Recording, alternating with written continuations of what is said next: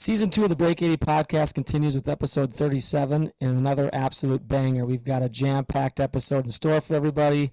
I'm joined tonight with by Mike and Tim. Once again, they're going to help me steer the ship in the right direction. How are we, boys? Well, I see Tim is drinking some wine. Hopefully it's from the south of France, as mine is, because my guy Victor Perez here with 40 to 1 odds, hold out a bunker shot with backspin down the hill to win me $4,000 in our pick segment. So go Victor. I'm at the Louvre, as you can see. Usually the French fold, so I was a little shocked. If you're watching on YouTube right now, I'm just chilling with the patrons here at the Louvre. They decided to dedicate the week to Victor Perez and the bunker shot, so they've removed the actual Mona Lisa and they went with a much more beautiful image of a golf course somewhere in the Middle East. So I'm shocked. Who was the Frenchman that folded in the Open years ago? John Van de Velde. Oh yeah, I was convinced there for a second. I think think it's going to happen again. In modern French golf, you have to be a Victor now. Victor Perez and Victor Dubuisson. I don't know of any other French golfers other than those two guys that are both named Victor. Yeah, Victor Dubuisson has got some of the most largest swag I've ever seen. I know he's not been doing much lately, but back in the day, that dude was a match play savant. I met John Van de Velde, speaking of French golfers, at the last year of the 3M Senior Open. He had you talk about a savant, cool looking dress guy, just a dope, gigantic staff bag, no logos on it, just old school, like brown leather, huge. and he was putting by himself, and I was talking to him, there's nobody around. And I go, "What do you think of Minnesota?" And he goes, "I like it. It's nice. I'm staying somewhere called Lake Elmo." Like, well, there's a lot nicer places to stay than Lake Elmo, man. But whatever. Was that your French accent there, Mike? That was pretty bad. I gotta hear that pretty again. Bad. All right. Well, here's our agenda. This week is Farmers Week, which for me, I think means that golf's officially back. I think this is kind of when I start kind of salivating a little bit, and energized, really wanting to watch the golf. So we'll walk through Torrey Pines a little bit. We'll discuss John Rahm's win from last week. Recap the pick segment, which we kind of touched on. Mike picked a winner there. Set some more picks. And then the podcast is going to kind of set out to do this quest as we try to figure out if we can find a way to qualify for the state am. So we'll talk about that and what venues will be our options. And then we end the podcast with an interview with Damon Hack. I think he's from Golf Channel's Golf Today. I think he's the national treasure. I mean, he oozes with passion for the game of golf. Naturally fun to listen to speak. I mean, that's part of what makes him really good at his job. Share some great stories. So please, if you don't want to listen to us Yahoo's blabber, at least get to the very end and listen to that interview, because it's pretty good. So he's a history guy, so we like him. He is a history guy. Yep, he's a history guy. He kind of goes through everything. He's very well educated. He's been to some of the best universities that you can probably attend, and very much a sports guy too. He's got a really good background in sports, so he talks about that as well. So, well, let's talk about this quest to qualify. I think we'll start with that. I don't know if listeners know us personally, but if you've golfed with us at all, but we golf a lot. I would say Tim and I maybe a little bit more than Mike, but I would put Tim and I in the category of decent golfer. You've got your 2 to 5 handicap-ish somewhere in there. I would probably put Mike into the category of good golfer, floats around scratch. And the Minnesota State Am is an amateur tournament that brings together the best Am players in the state. They try to qualify at different qualifying local sites and venues. So the sites are now up. So I thought we'd start by kind of going over what are some of the places you can qualify at. And then I want to ask you guys what venue or what golf course kind of suits your game the best. So here we go. Let me read through these. We've got Tips in My Mounds. I believe that's all in Elbow Lake area. Yeah, it's up by Alexandria. Drive a way out. My backyard, Wild Marsh. We'll talk about that one. Pioneer Creek. I think that's kind of like in the Delano area. Tanner's Brook. Legacy down south, is that Faribault? Mm-hmm. Blackberry Ridge, I believe that's by Sartell. Yep. Interlake and Golf Club, I think that's another one. I'm not quite sure where that's located. That is. Boy, was I excited for a second. Fairmont. Fairmont, yeah, not quite interlocking. I mean, that'd I was be, like, wow, one of these is not like the other. Yeah, you'd pay $80 to shoot $80 to play 95. Interlaken. It would be the quickest signed up AM qualifier in the history of the state. everyone's playing out of one course this year. Even though they're shutting down for most of the summer. Okay, so we got Loggers Trail. I think we can all speak on that one. We've played that one. Gross National Cloquet Country Club, kind of a nice little hidden gem up north. These guys have played it. Highland National, and then the University of Minnesota's course, Les Bolstad. So out of those sites, which course do you think suits you the best? And where do you think you're going to try to qualify out of? Well, we know where Jeff's going to try because he only plays a 3-course routine at Monty, Wild Marsh, and Annandale at Albion. Jeff is going to be trying to proposition the Golf Association to include Monticello Country Club. You know, I'll be honest, like we've talked about this. You know, I will say that I'm probably not. I mean, I probably should just sign up for Wild Marsh, but what I will say is it's a golf course that's got big numbers out there. In fact, one of my recent attempts at qualifying at Wild Marsh was there. Actually, or qualifying the state man was at Wild Marsh, and like it was actually a tough day. It was windy, lots of big scores. I think 77 got you in, and it's a par 71. Crazy. Normally it's about even par. And I think what was the part was when you got to kind of Amen Corner back there, it was very windy, and people did not get, over the hazards. You're re-teeing from way back behind everything, have to re-hit, so that people were getting 8s, 10, 12s, and it's like once you get one of those, you almost just want to get off the golf course. I shot an 81 there, and I thought it was a pretty good day of golf for me, but not good enough, obviously. So, what do you guys think? Well, Legacy would bring up good memories as I qualified for the state am at Legacy. My first time ever trying in a playoff, so this is a kind of a good story. If you haven't played Legacy in Faribault, it's got a dumb tree in the middle of a fairway on 18.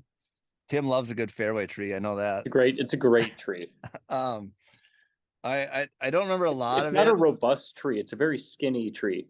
I don't remember a lot of Legacy that round qualifying, but this was like 2016. It was the North Oaks State Am year where I just went full eject mode and shot a billion.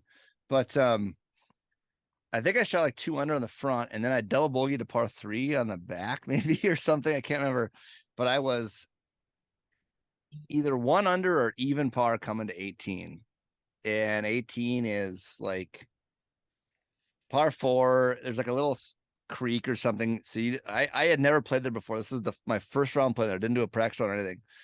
And this old guy is in a group. He's like 60. He's like, oh man, just you're fine. Make a bogey here and you're in. I played in a million of these. You're fine. And so I hit an iron like a 4-iron right to the middle of the fairway. I'm like, sweet. I'm gonna have like 150 yards in. Just get it up there and make a par and put your clubs in your car. You're in. And I get down there and there's a fucking giant tree right in the middle of the fairway.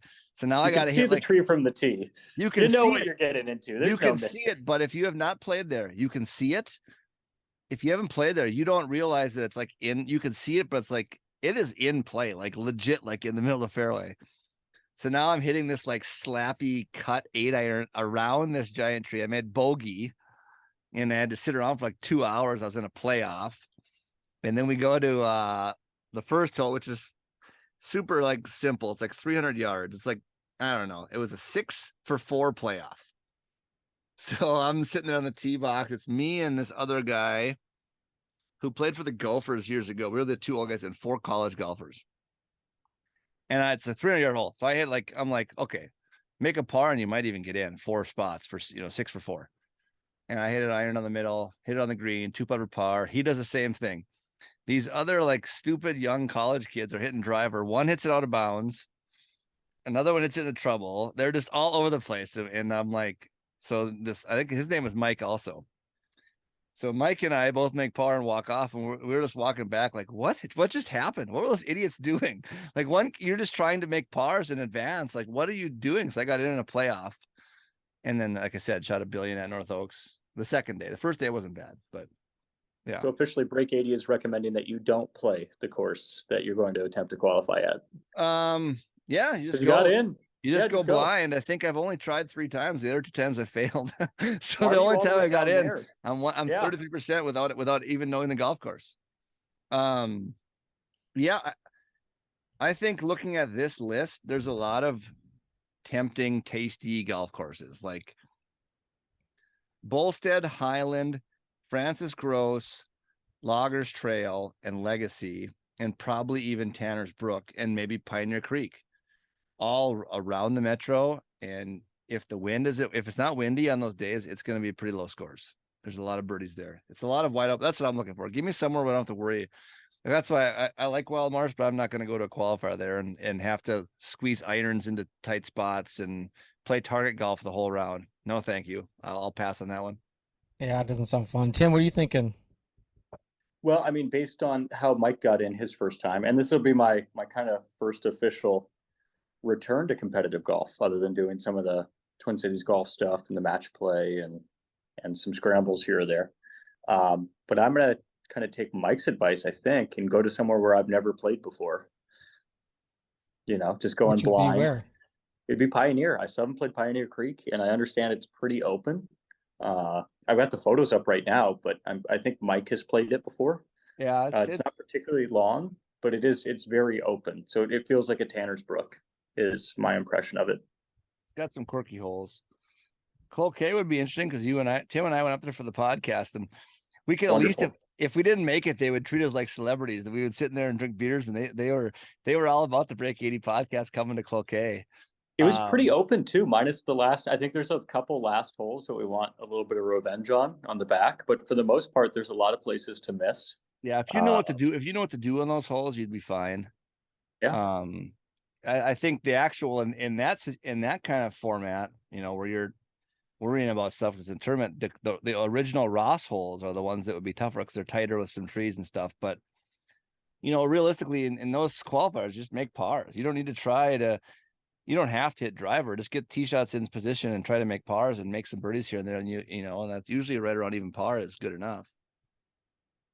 Which is, can be difficult for Tim and I.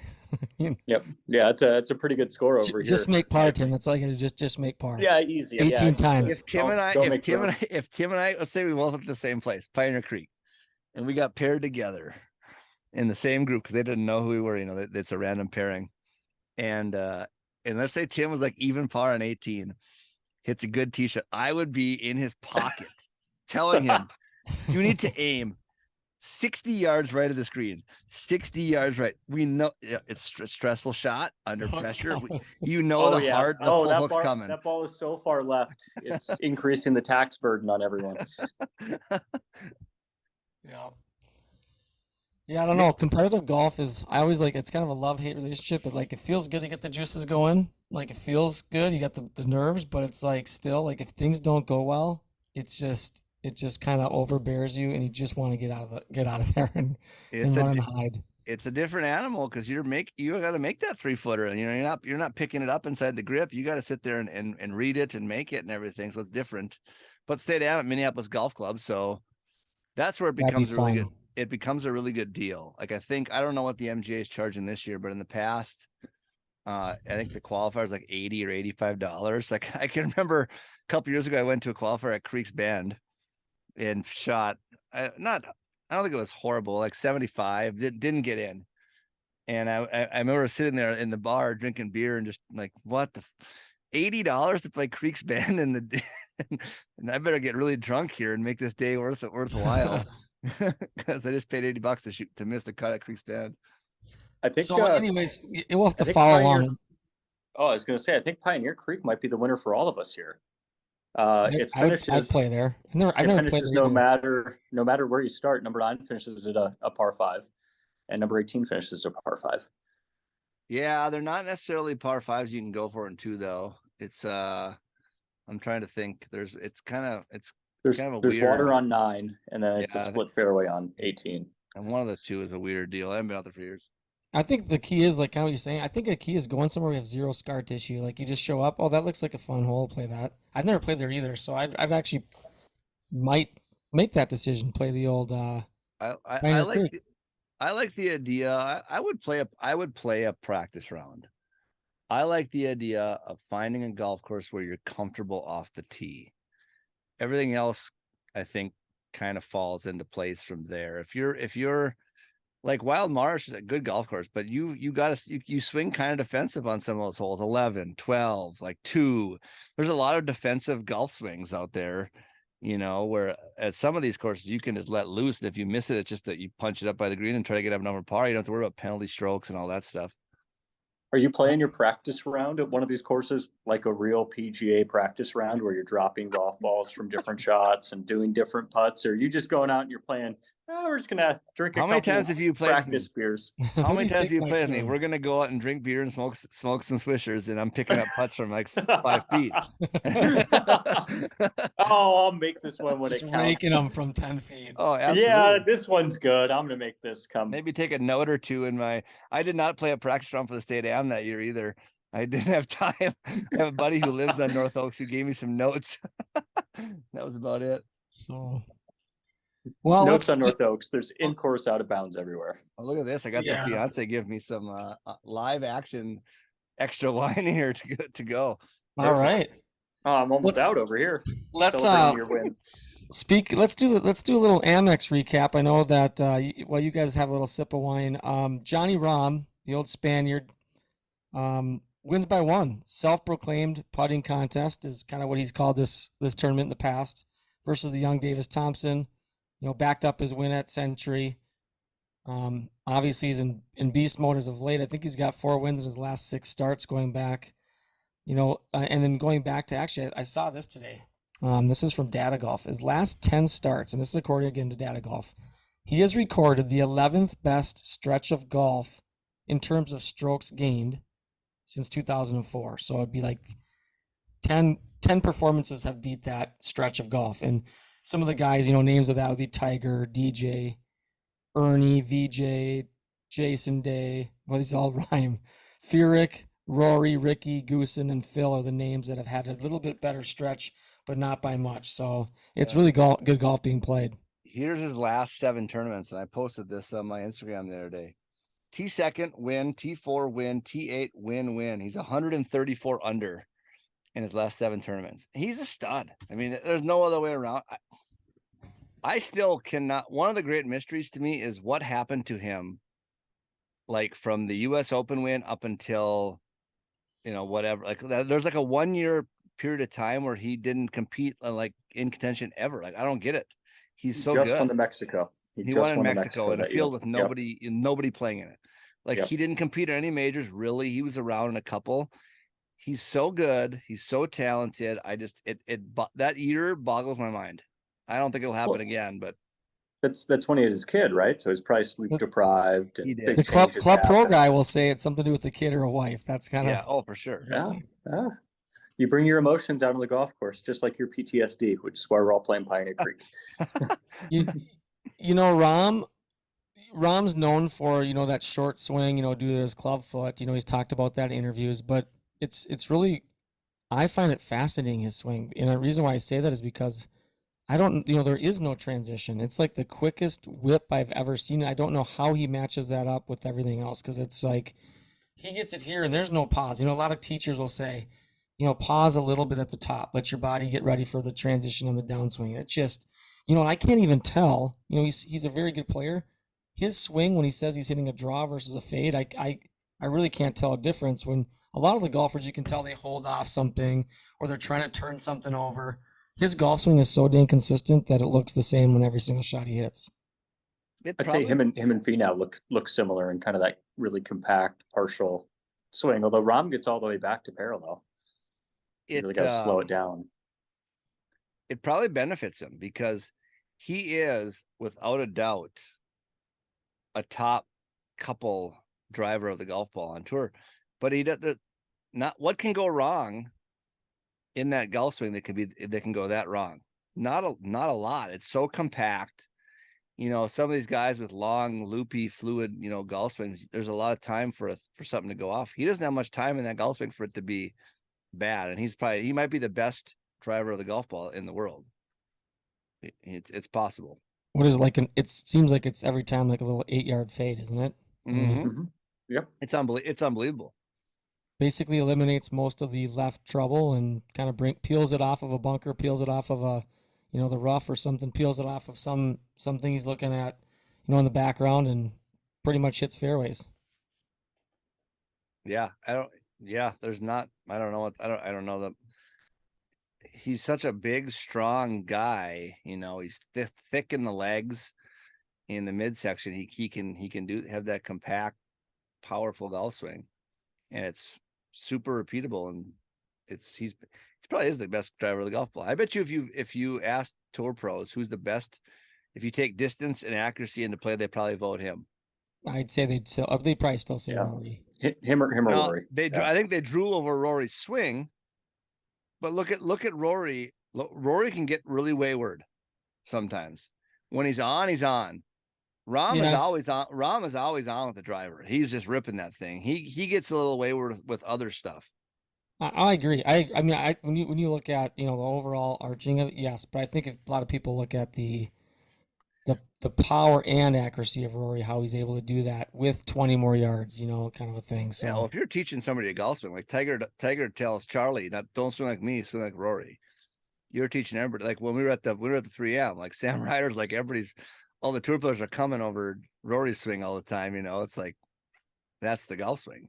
Yeah, and you know what? I think he's pretty much underrated putter too. I think Jon Rahm is a very good putter. It seems like a lot of times he misses them, but at the end of the day, when you look at the stats, he's positive in strokes gained and makes more than he misses. I don't know.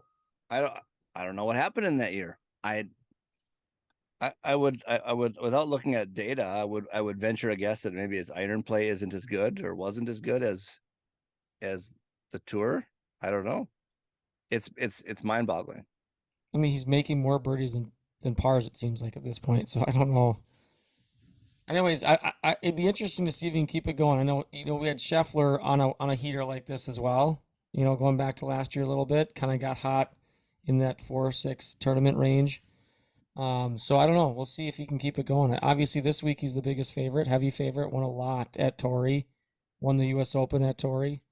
So I don't know. We'll see how he handles it. Very well-spoken man. I mean, he speaks better English vocabulary than me.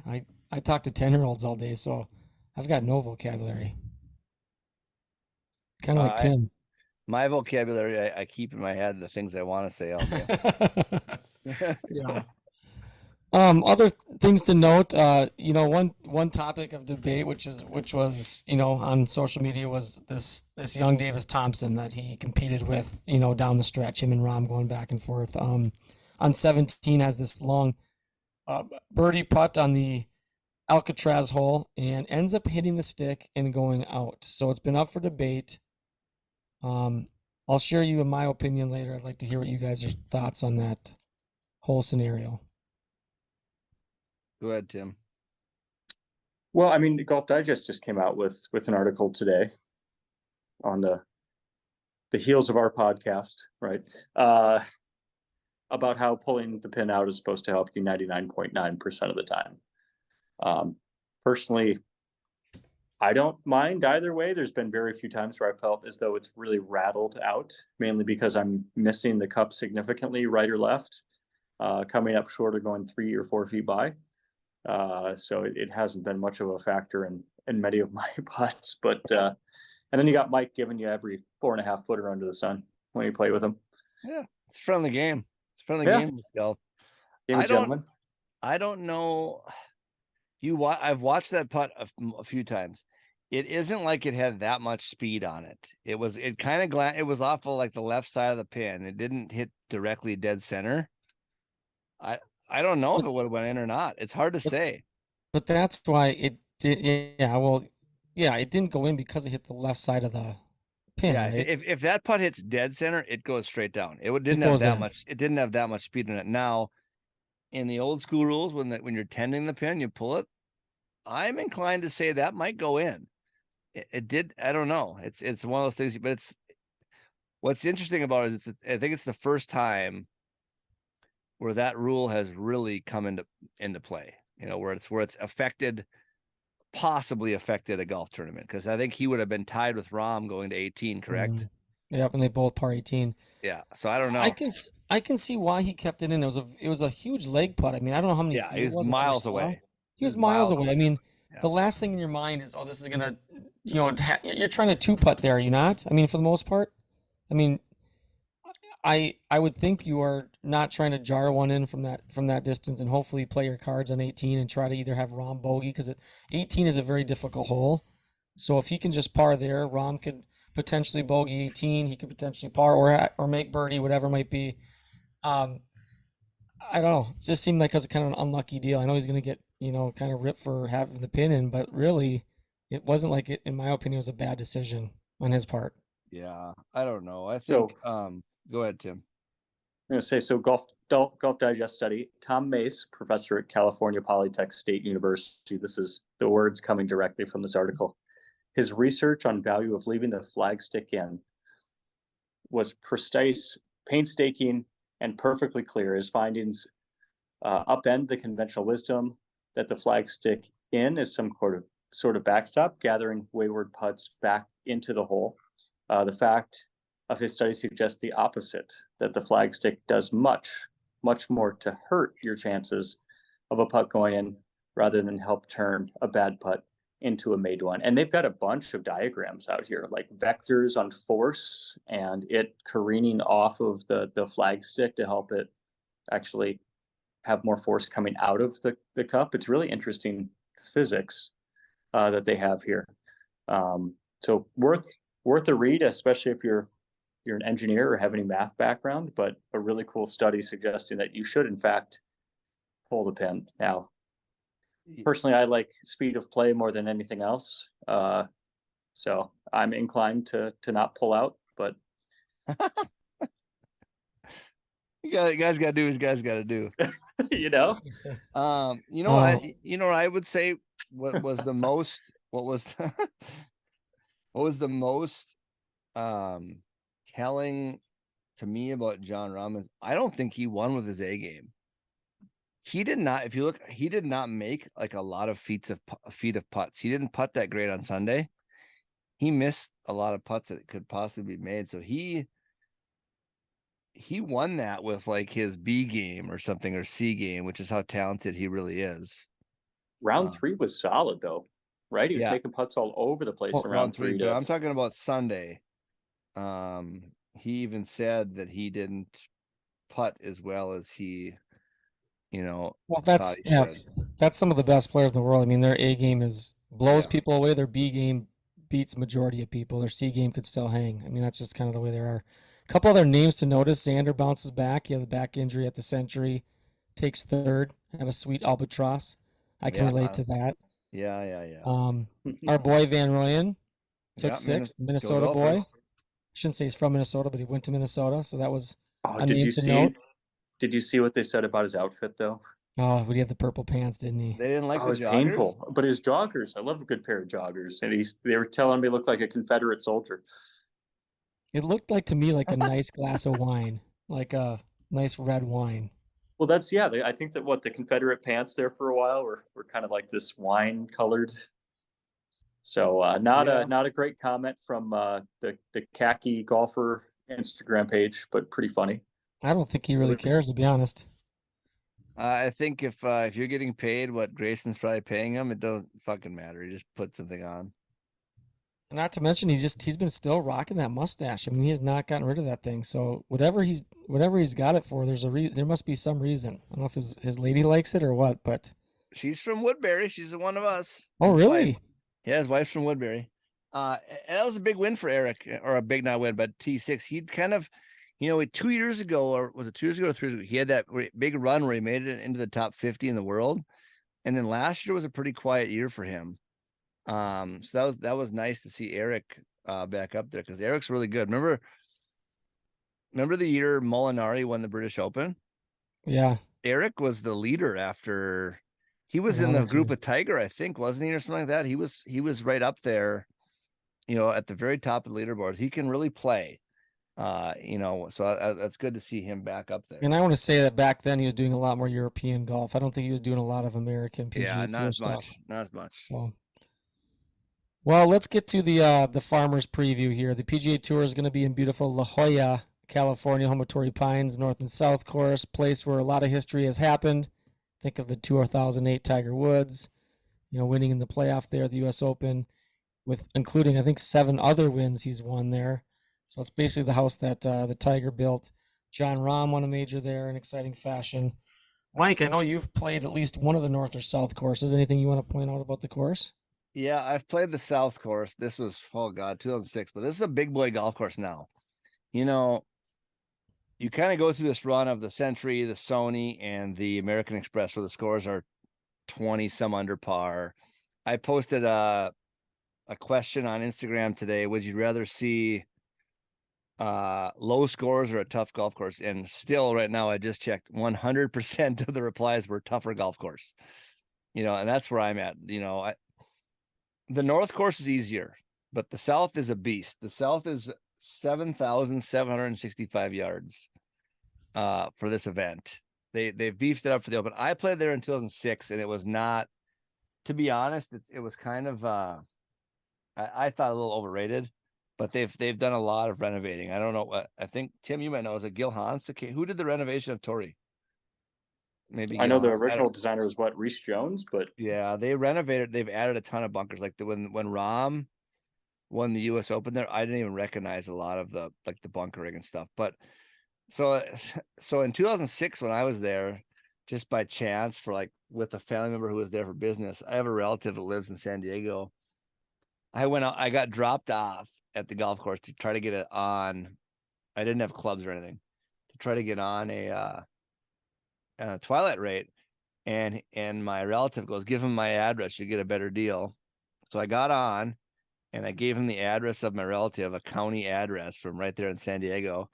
And the twilight green fee was $38 in 2006.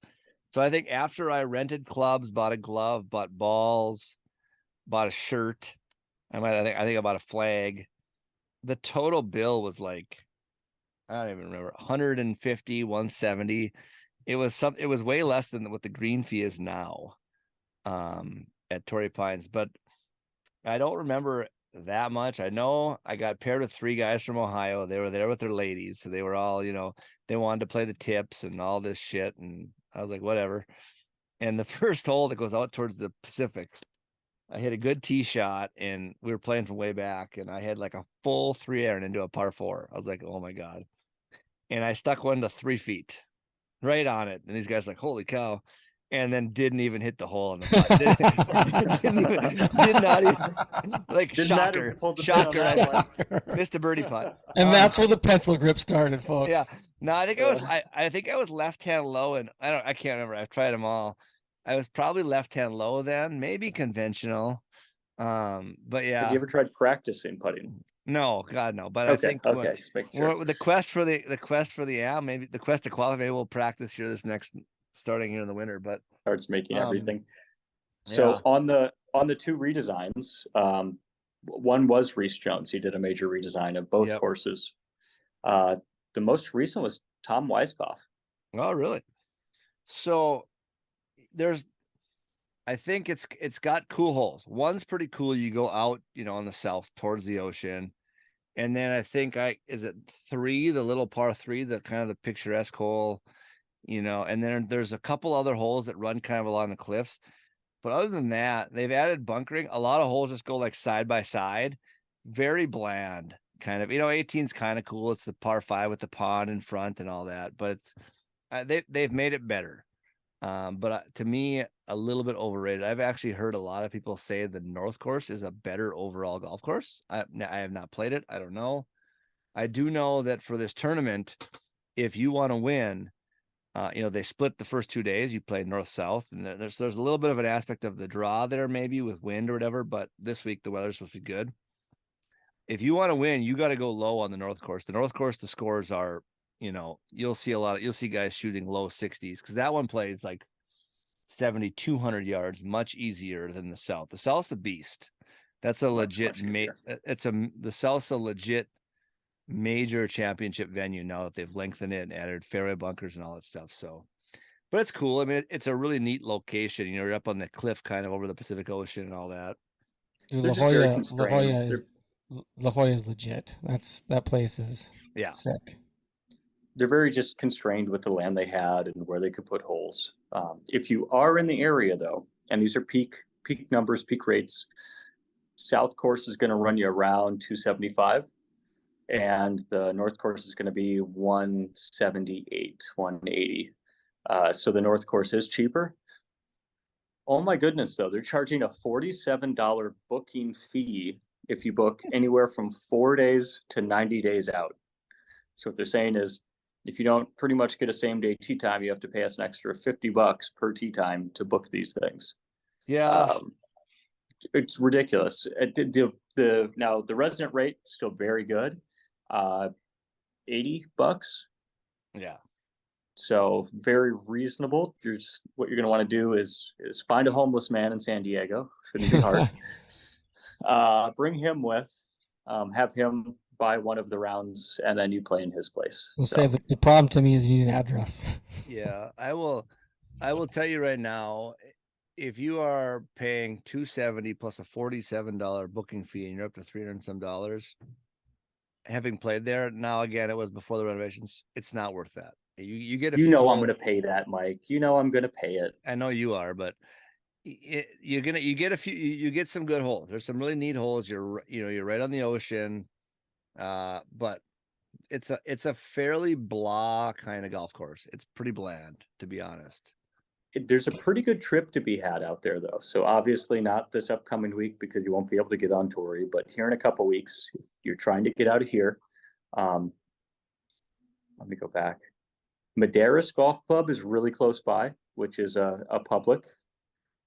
Looks absolutely fantastic. And then Rams Hill is about an hour and a half. That's the value down there. You got to drive away. Yeah. You gotta get out. You gotta pay for your $7 gas to get out of the city. But once you get to Rams, it's supposed to be absolutely amazing. And then you can always head north. There's the Goat Hill Park, the 9-holer that Linksoul does all their stuff at. That's one of the big, like, you guys play Winter Park. Goat Hill's like the West Coast version of that.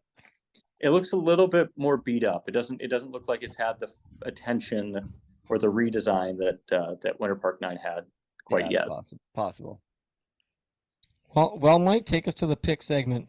All right, here we go. We got after week 2 and my win. I'm closing in on Jeff here. Jeff had another solid week, making $600 with his Sharma, whatever his name is, Sharma, with his top 10 finish in Dubai at 1,000 to 1 or plus 1,000. Jeff's got 4,378 roughly. I got 3,855 on the positive. Tim's coming up the rear at negative 191.76. So we're almost in the black. We're going to the Farmers. Here's what we're doing this week. We got winner, top 5, top 20, and then winner in Dubai at the Dubai Desert Classic at the Emirates Golf Club, which has maybe the best clubhouse in the world with the big Falcon, wherever the hell it is. Let's see. Let's go from last place to first. Tim, who are you picking to win the Farmers Insurance Open at Torrey Pines? So I think coming off of his no laying up win, we just haven't seen the gameplay from him that I think he's due for. But that's going to be Justin Thomas. I just think he hits the ball long enough. I think if the wind comes up, he can shot shape in both ways if needed out there. And it's just been a long time since he's been at that number 1 spot. So I think he's kind of due, and his game looked excellent when he was with the no lane up guys at the Plantation course. I only see one problem with this pick, Tim. See, JT is one of my 2 boys. Everybody listens to this every week knows that Rory and JT are my 2 boys. He just got married. He could drop all the top 50 this year. It's possible. His game could completely nosedive now that he's a newly married man. We'll see. I was watching Rocky the other day. Women weaken legs. That's a life lesson there, folks. Straight from Rocky 1. I am in second place.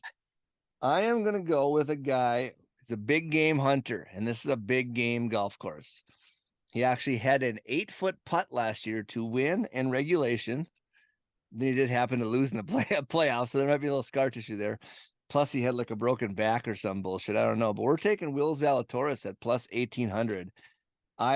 His form, he did shoot 4 rounds in the 60s last week at the American Express. I'm not sure how his health is, but I do know that it's a tough golf course, and there are not many golfers in the world who play tough courses better than Will Zalatoris currently does. Well, this is a thing that you're trying to make money on, right? Are we trying to make money? We are trying to. So you got to go down a little bit to make some money, and that's kind of what I've been doing. That's been working so far. Now, at some point, yes, the favorites are going to win. I understand that, but we're trying to make money here. We're trying to make people money. This is a Justin Rose win, Team Rose this week. He's not playing the Hanma clubs anymore. Is that how you say that? What kind of clubs did he used to play? The Hanma. Hanma, yeah. He's not playing those anymore. He's back to, the most he's got expensive some golf clubs in the world. I know, and he was awful once he went to those. But he's got 4 top 10s there in his last 5 starts. Let me read that again: 4 top 10s in his last 5 starts, including a win in 2019. When at Torrey Pines, we talking? What, the Farmers? Yeah, I was gonna say when were these starts? Because did they have to dust off the sarcophagus to find Justin Rose's body?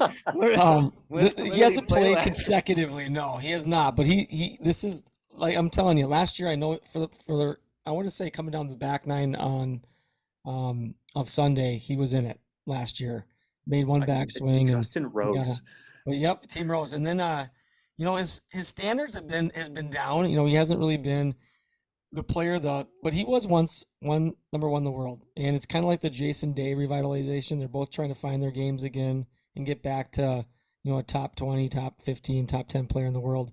I think he starts it this week. Justin Rose. It was Justin Rose that walked off at Bay Hill at number 3, right? Just walked off the course at hole 3 after making a quadruple. Yes, had enough. That's enough. Yeah. Yep. So I when I played Bay Hill and I got a double, and I'm sitting there dropping across the other side of the lake from 200 yards, I'm thinking, just do better than Justin Rose. Plus 6,000. Plus 6,000. Yeah, that makes sense. If Justin Rose wins this son of a bitch, then we're in trouble, Tim. It's all. Is what they say. All right, here we go. Top 5 finish. Tim, who you got? Top 5. We're gonna go down the odds a little bit. We're gonna try to do a Jeff here. He's a SoCal native and San Diego State product, so he's gonna know the weather. He's gonna know the course. He's done well here before. That's JJ Spawn. Plus 1,000 in top 5. He has had a great start to the year with his untucked shirt. Absolutely fantastic start so far for JJ Spawn. We're really letting things go with the untucked shirts now, and the blade collars and the hoodies, and yeah, they could try to keep up with your tour live, where anything goes. Just wait for the cargo shorts. PGA's going to take a step ahead. Trucker hats and cargo shorts. All right, I'm going to go top 5. Jeff already mentioned him. This is a pick segment where we're going back to 5, 6, 7, 8 years ago. Justin Rose to win for Jeff. I'm going top 5. Jason Day, he's probably in the history of this golf tournament one of the, obviously Tigers dominated the most. Jason Day is a top 5 player in the history of this golf tournament, or roughly around there. He's won twice. It's a 2-time winner. Last year he was the 54-hole leader before finishing T3. He's in good form. T18 at the American Express. He is, it's a big golf course. It doesn't have terribly tough greens. He's strokes gained approach 10th, total driving 9th. And he's got a track record here. Jason Day, top 5. Book it right now. What are the odds that he WDs with the back injury? Are those pretty good? Yeah, no shit. They're probably about the same as his top 5, plus 450. Both those guys. If you remember last year, he coming down again the back 9 of this tournament on Sunday. He holds out, I think, to take the lead or to tie for the lead, and then I think he followed it up with a bogey or 2. But he was definitely in it. I'm gonna go with a guy, another kind of a veteran here, has a great track record in his last 5 starts, has all top 25s or better, 2 runners up. Can't say so much about his current form, but we're just going to rely on him getting to a good spot there, seeing the course, getting the vibes back and the feels back. That's Ryan Palmer, the So, big slinger. I'll do my top 20 before you, Tim. I have Ryan Palmer as a top 20 because Jeff's top 5 is plus 2,200. Ryan Palmer, like Jeff said, in the last 5 years, 5 straight years, his worst finish is T21. He loves this golf course. He's really good there. He's sneaky long. He's an old guy. What is he? Is he our age, Jeff? He's like 40. I would say, and his swing does not look like he tries. He's that a man. His driving distance on tour is like 305 yards. He's sneaky long. He like I said, he loves the golf course. He's played really well there. So this is a solid pick. I actually thought about the same top 5 for Ryan Palmer. I took top 20. Ryan Palmer's 46 years old. Yeah, he's old. Damn. And he loves, and he's from Amarillo. Was he's Ryan Texas guy. Palmer the idea of Tin Cup? He's the greatest picker of players for your course, the Zurich Classic, TPC Louisiana ever. He's the guy that's Loves picked that like place. He plays with the #1 player in the world like 3 different times. Okay, Tim, top 20. Top 20. We're just going to keep it native. We're going to keep another Southern Californian on the roster here. A guy that has kind of sneaky distance. But I think he's kind of due for a little bit better showing at this course than previously. And that's Max Homa. You're not gaining much here. No, I know. I get it. Plus 110 to top 20. Hey, it's what got me money on the last week, and I'm only down $190. I'll be honest though, I actually thought about picking him to win. His track record here is terrible. I don't know why. He's missed 4 of 6 cuts. But it should be good for him. He's a great driver of the golf ball. Maybe I think Rory's my favorite golf swing out there, but Max Homa is a beautiful golf swing. Great player. He's won like 5 times now, I think. It should be perfect for him. I don't know why it hasn't been. Well, it's however many Fortinet challenges he's played. He's won big event. He's won big events now too. He's taken that step into the next level of golfer. Jeff, Wells Fargo. Well, he won the Genesis. Genesis, Wells Fargo. He's won some big events. The Fortinet. So he's a big fan of both the Fortinet and the Genesis. Put money on those. So he likes Northern California and Southern California. Jeff, what do you got? Top 20. I'm taking Robbie Shelton to top 20. Heralded college player, has not had the professional success that he probably was hoping to have, but he is showing some recent form. He finished 6th last week, finished 16th in this tournament previously, and 36th. So you can basically call this a lock. Dude's going to be top 20 for sure. Who is Robbie this? Shelton. I thought you picked a sponsor's exemption. Robbie Shelton, baby. He's a good player. His name sounds like a NASCAR driver, but he's a great golfer. Robbie Shelton. So, all right, so now we got to go to my my territory here, the European Tour, the DP World Tour. Tim, who do you have to pick? We're playing in Dubai, the Dubai Desert Classic here at Emirates Golf Club. Love this. I first off wish that they would turn on the lights for the final round.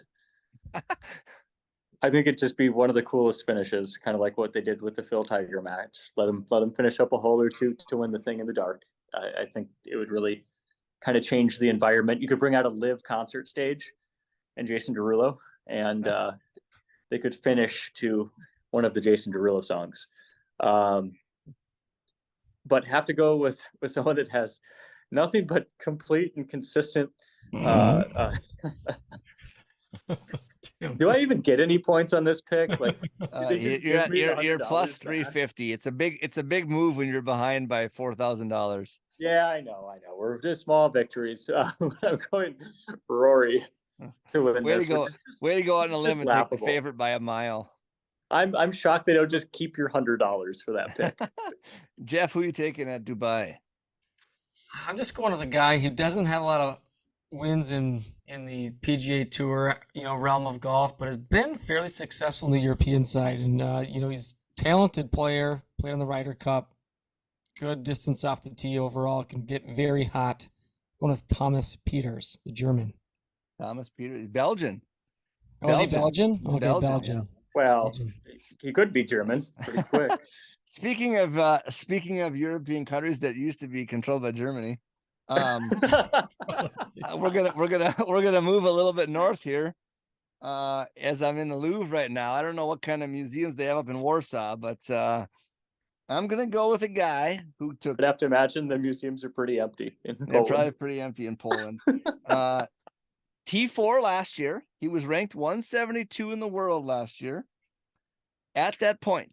And then this was his springboard. He won twice after this. He's up to number 51 in the world. He's at plus 3,300. Adrian Marunk, who he's a big tall guy, great short game. It's going to be windy there. It always is. He's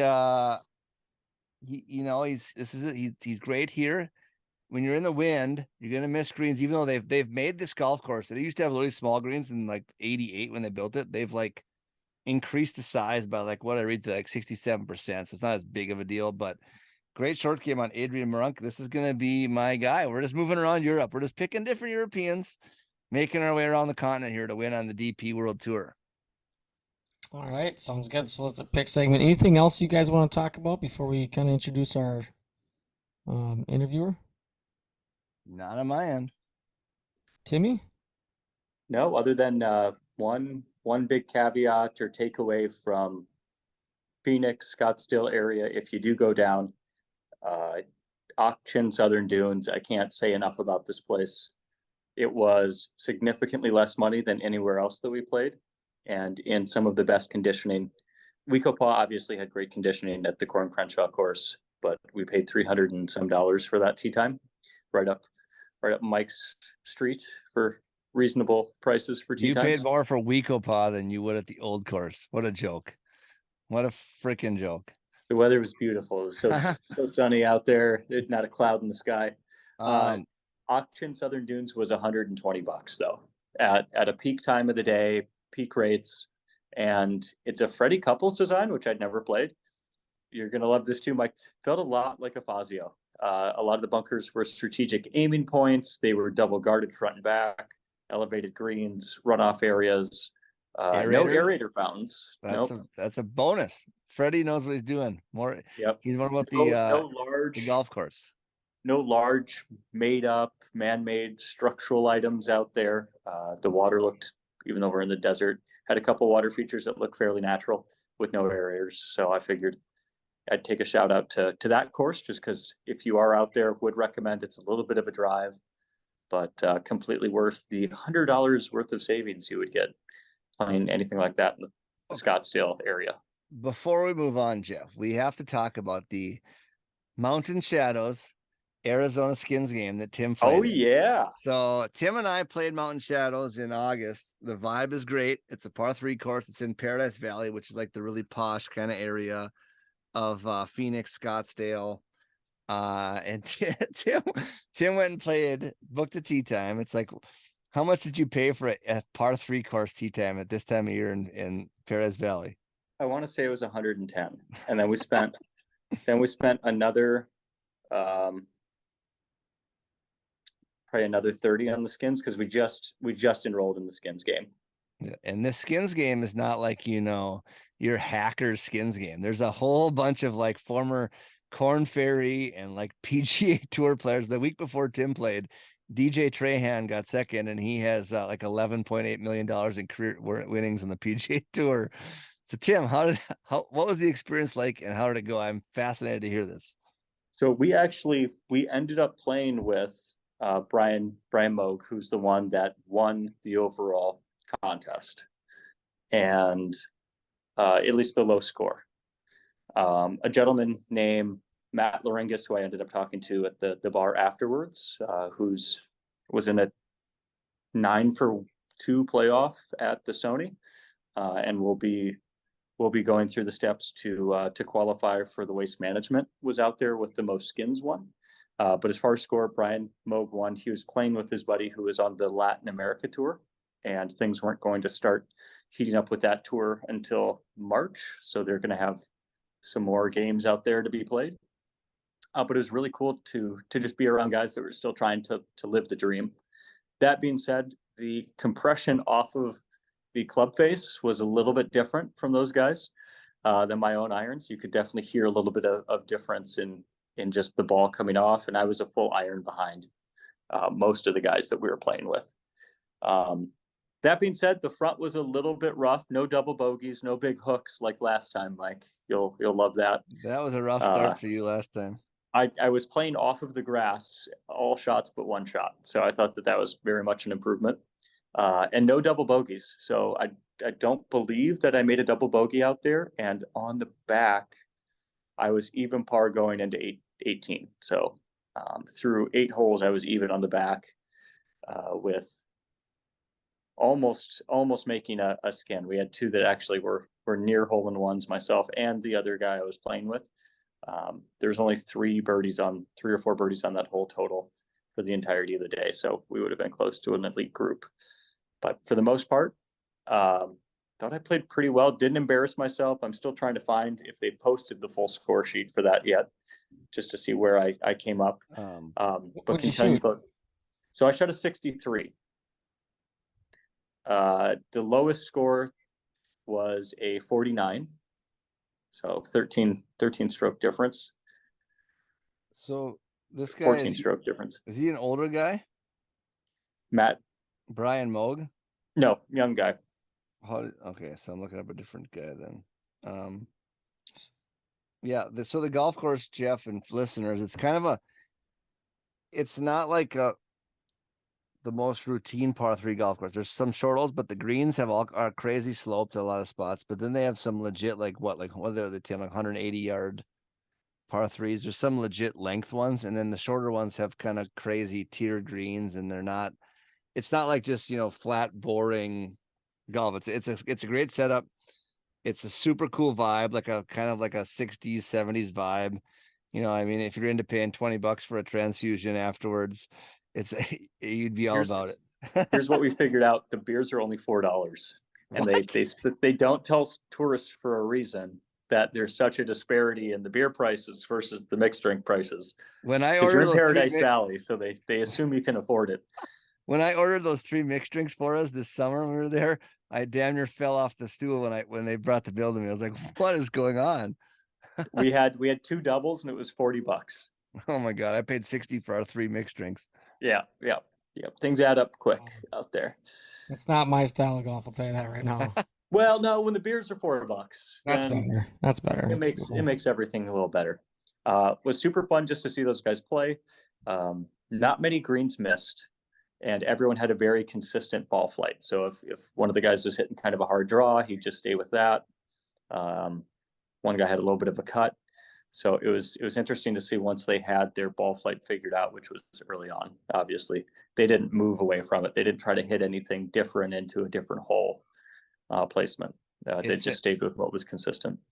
It's a pretty good follow on Instagram. It's AZ Skins League. I know the only reason I heard about this, I was out there in 2019 and I was sitting at Papago waiting to get on the plane to fly back, and Joel Damon shows up in the bar. Just so happens that's who I picked to win the American Express this week, and then he withdrew on Tuesday because he had a kid. Otherwise, I would have had the daily double this week, and I'd be ahead probably. But they were playing the Vikings that night, and he had a Seahawks hat on. He's a Seahawks guy, and I was just talking to him, and then it ended up he was playing in this. They do like a Monday game at Papago, and I was like, well, he's gonna kill everybody. And he shot like 67th, and he was in 15th place or something like that. There's a lot of good golfers in Arizona, and a lot of these mini tour guys are there in the wintertime. So they play this little tour of skins games. But if you look on Instagram, they post the scores. Tim's is probably on there at some point. No, I don't. So I don't see it. I see I see the really? The 10th. The 10th is on there, but they don't have the full score from when I played. Once in a while, if you look on there and you see how good these guys really are, some people get it going at Mountain Shadows, and it'll just be a whole shitload of 2s, just like 6 2s in a row, just 2. I'm like, wow, this is insane that you're just hitting a wedge or a 8-iron in every single time tight. But yeah, a lot of good golfers out there. Well, let's close it up with Damon Hack. I mean, in my opinion, he's one of the best people in golf. I mean, truly, you'll find that out in the interview pretty quickly. He hosts the Golf Channel's Golf Today with Eamon Lynch. He'll be doing lots of interviews with some of the top players this year, whether it's major venues and things like that.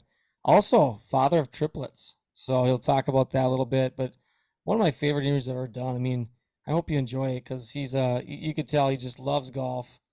highly educated man. He went to many high universities, uses extreme vocabulary that I don't use very often. So it was just really fun to talk to him and just kind of hear his story because he's got a pretty good one. So enjoy.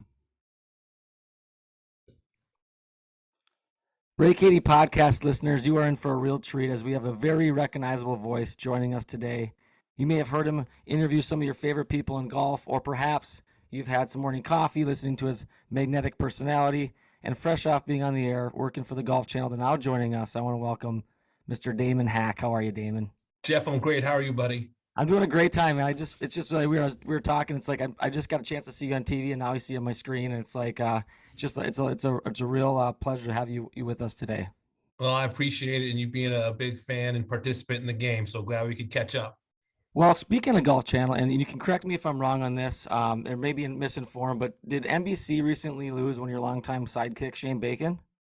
Yeah, unfortunately, yeah, we had a nice run for a little over a year, and he's on to doing some different things, maybe doing some podcasts and different things in the golf space. So stay tuned for what's next for him. But I'm with Eamon Lynch now for this year on Golf Today, and a lot of meaty topics we'll be tackling. No shortage of news these days in the golf space, that's for sure. Absolutely. Well, speaking of co-hosts, I can imagine that chemistry plays a big part of that. It looks like you're with Eamon now. Is that something that you have to have before you go on air? Is that something that like TV producers let you figure it out on the fly and just kind of, go to the seat of your pants? Yeah, it's a great question. I've known Eamon for a long time. We both have been sports writers and golf writers. And before I worked at Golf Channel, I knew him more as one of my colleagues in the writing space covering golf tournaments. So we'd already had a relationship prior, and he'd been like a part-time fill-in, occasional guest if I was on the road, or previously if Shane was on the road, or if Anna was on the road, and he's just brings such a depth of reporting knowledge and remarkable contacts inside and outside the game that he adds kind of a different voice to what we do. A lot of breaking news, a lot of, especially in this era of fractured professional golf, Eamon just lends such a learned, erudite voice in this complicated time. And I think our chemistry kind of grows organically. The more reps you have together, the more you can read each other's cues. And I think that's important for the viewer too. They want to feel like they're having a cup of coffee with you, and they're sitting in on a conversation, or having a glass of lemonade or a beer after the round. They want to feel like they're kind of a part of, eavesdropping, but also a part of our laughter, or occasionally a part of our serious conversations as well. Absolutely, and you can't leave out the fact that he's got an elite accent. That helps. No question about it. He has one of the all-time top 5 accents, and it's why people always return his phone call, just so they can hear his accent. 100%. Well, what's some of the best advice you've received when it comes to working in the media? I mean, I've kind of done some interviews like this, but you do it for a living, so I'd be really curious to hear like some things that people that maybe have done this for a long time have told you.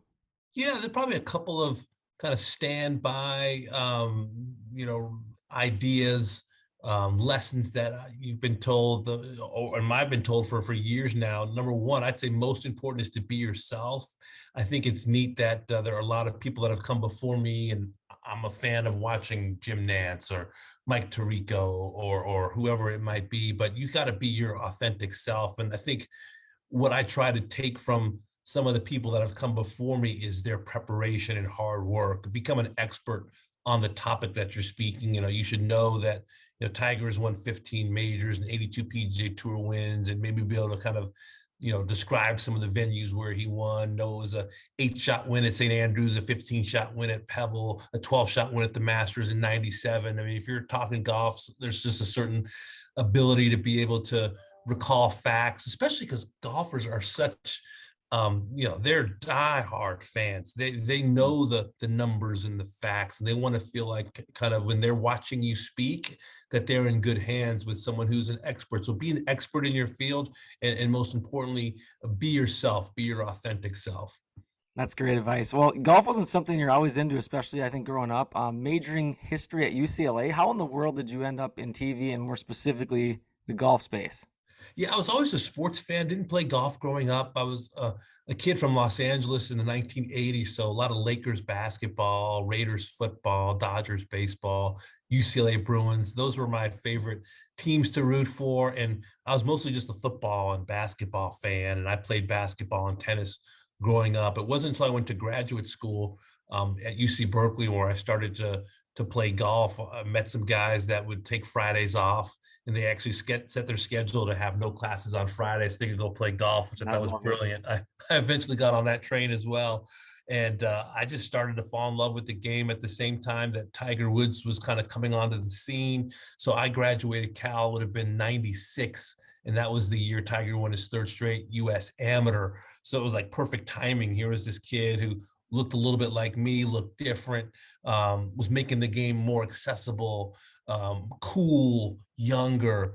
And I was falling in love with the challenge of the game. It was this perfect storm. I always wanted to be involved in sports, first playing. I dreamed about playing for the Lakers. When that didn't work out, I wanted to make sure I hit the books and focused on journalism, and I wanted to be connected to the game. So it became a love of sports that kind of morphed into a love of wanting to talk about it and become an expert. First as a sports writer at the Sacramento Bee, I covered the 49ers. Then I moved to New York to cover the Knicks for Newsday, and ultimately got to cover golf and football for the New York Times and Sports Illustrated before Golf Channel came calling, gosh, almost 11 years ago now. So it's been a rocket ship ride, very fast in a lot of ways. But it's been a lot of fun to be able to cover sports and talk about sports. I'm a dad of triplet boys who love sports. So there's no shortage of topics of conversation around the house. That's awesome. Well, that's impressive. So you have covered a lot of race. So like, what was your favorite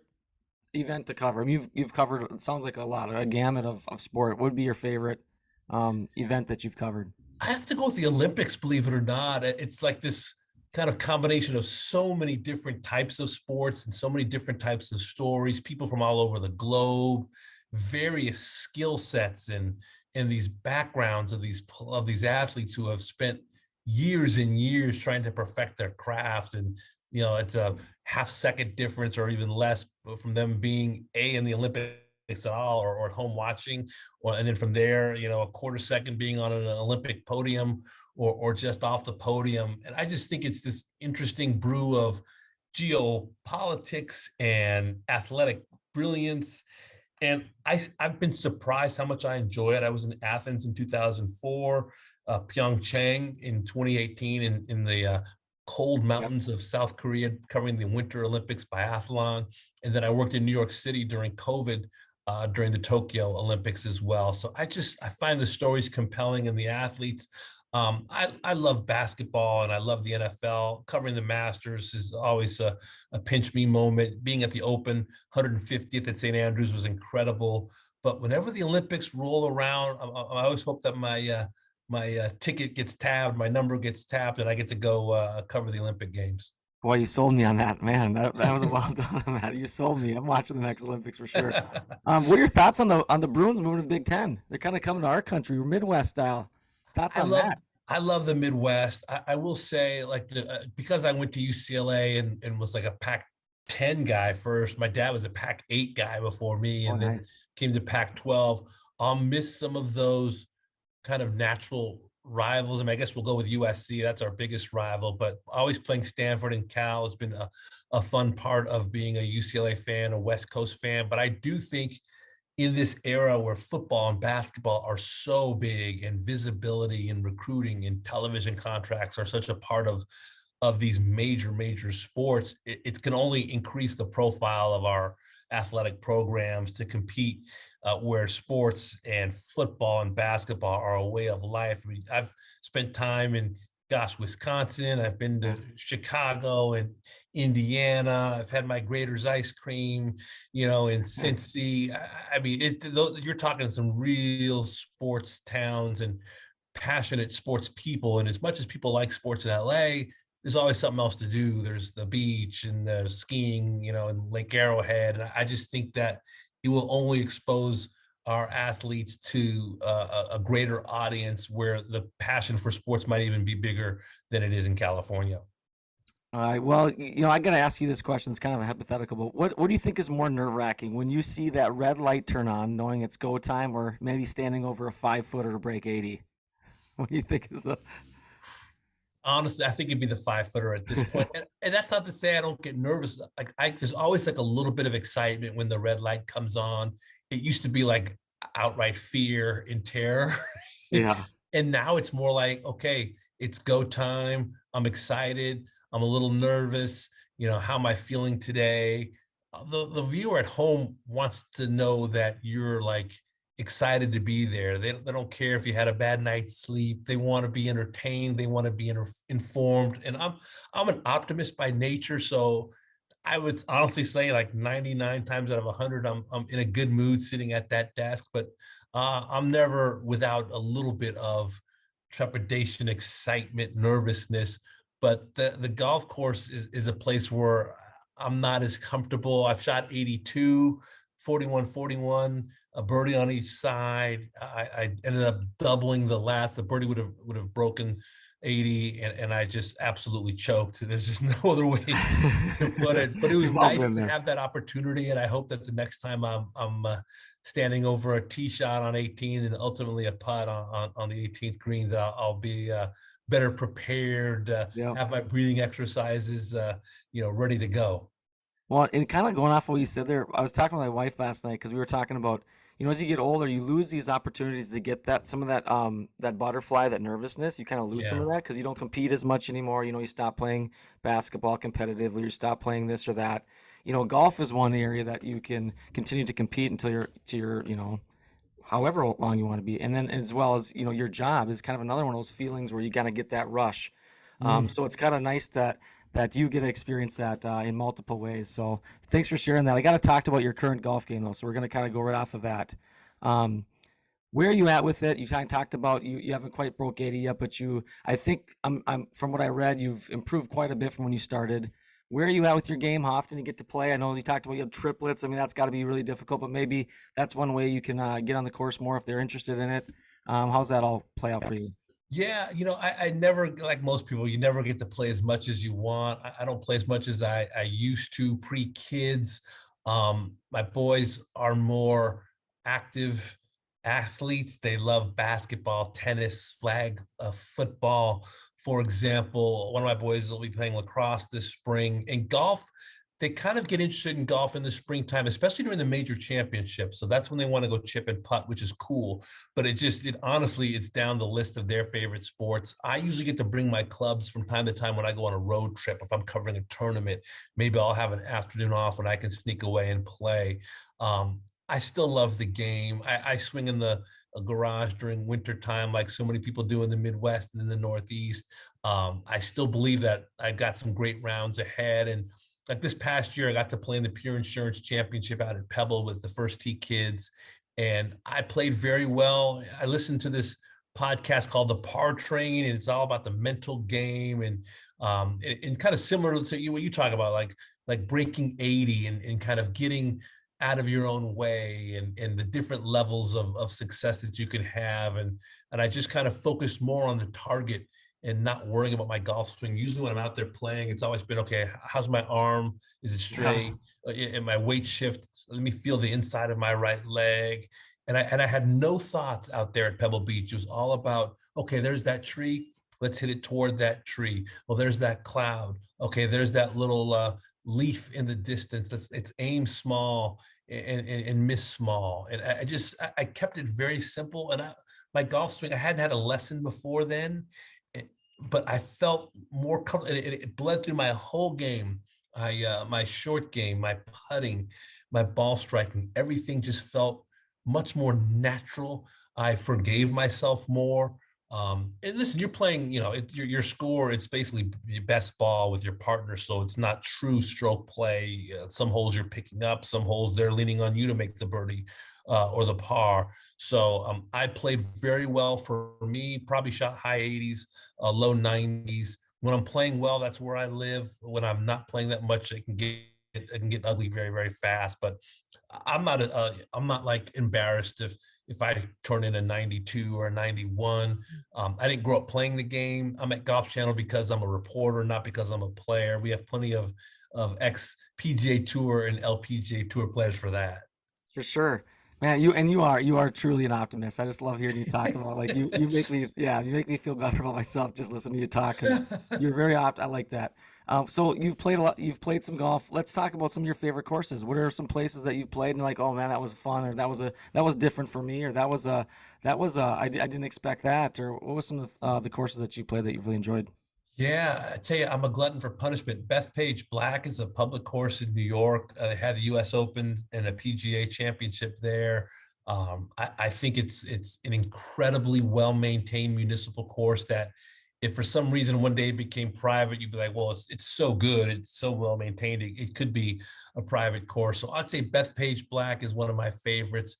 I got to play National Golf Links of America, which is a private course out on the east end of Long Island, and it's one of those CB, McDonald, Seth Rayner throwback inspiration from Scotland golf courses, and it's so fun.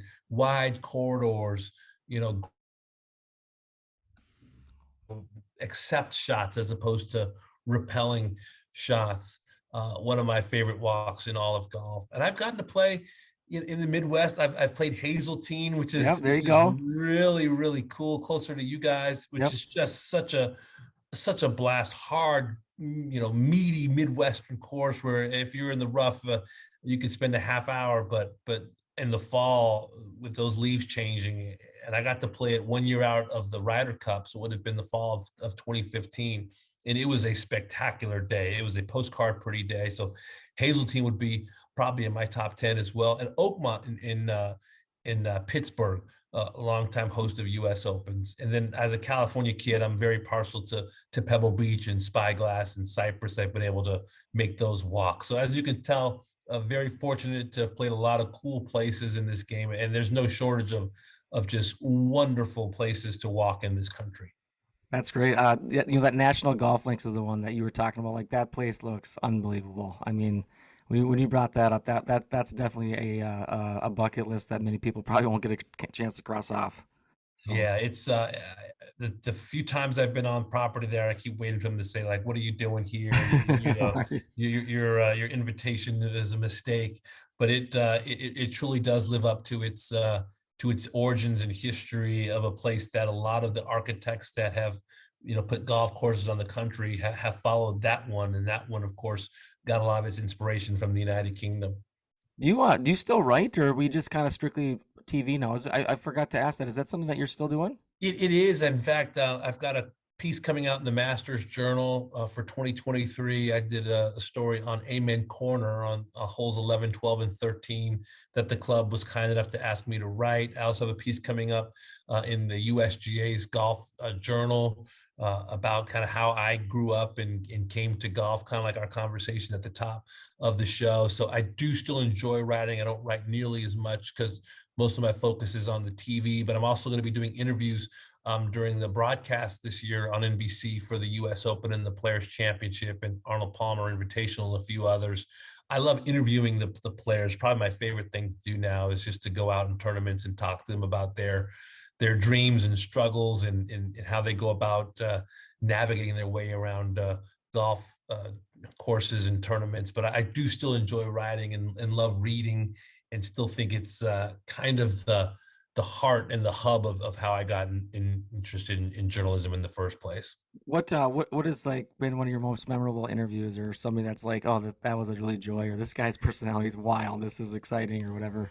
Yeah, it's always a thrill to sit down with Tiger. I got to go to his Tiger Junior Invitational out at Pebble Beach at the end of 2022.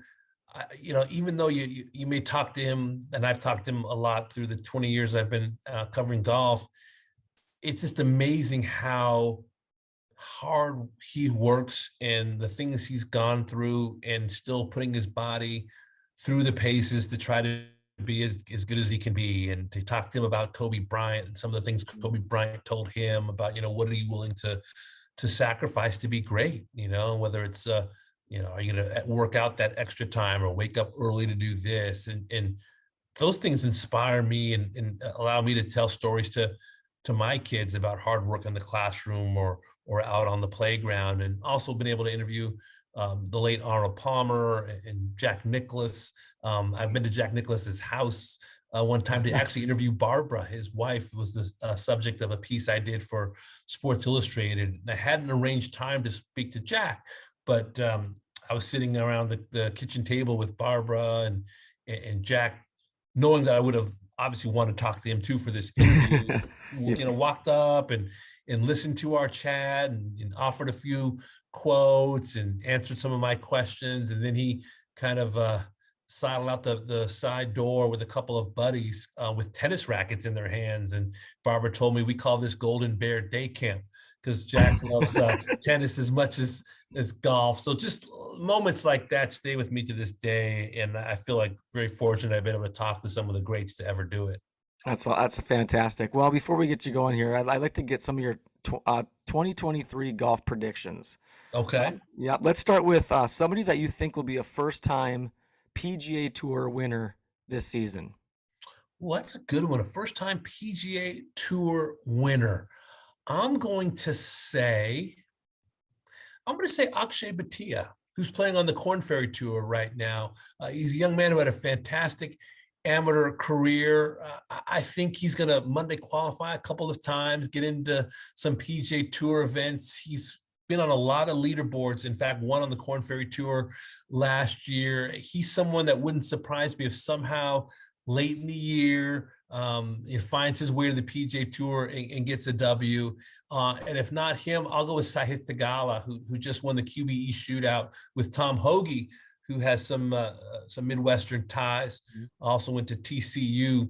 Sahith came very close during the Travelers Championship last year, had some trouble on the 72nd hole, but finds himself in contention quite a bit. So I'll say if Akshay can somehow get that promotion to the PGA Tour, he's got a lot of game from what people talk about. And then Sahith has already had a season on the PGA Tour under his belt. He's probably a little bit closer than Akshay. Yeah, and the PGA Tour's lost two of their big-time lefty faces, right?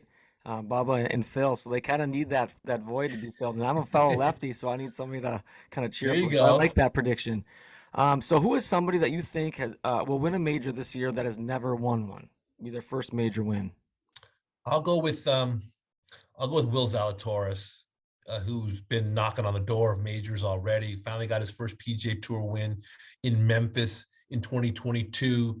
Had been criticized about his putting. He's improved his putting. He's worked on his putting. He knows it's been a bit of a hindrance for him, and he's trying to turn it into a strength. His coach told me, Josh Gregory, some of the putts he's made in big time moments at the match play in Memphis, they call those memory bankers, just moments that he can build on. And he was in contention at the US Open, has been in contention at the Masters, lost in the playoff to Justin Thomas at the PGA at Southern Hills in Tulsa, Oklahoma. So he had a back injury at the end of last season. It's the only thing that gives me pause, but he's back on tour, competed in Hawaii. He's just got this great attitude, swagger. It's like he's been around the PGA Tour for 10 years. He walks as if he's already got like 5 majors on his mantle at home. So I'm going to go with Will Zalatoris. Yeah, that's a great pick, and he's been close. I mean, he's been right there. So good pick. All right, I want to just switch a little bit of gears. Give me a name or two on the LPGA. I actually heard you on the show today. You predicted that Nelly Korda is going to be the player of the year, but give me a couple names on the LPGA that you think are going to have a great season.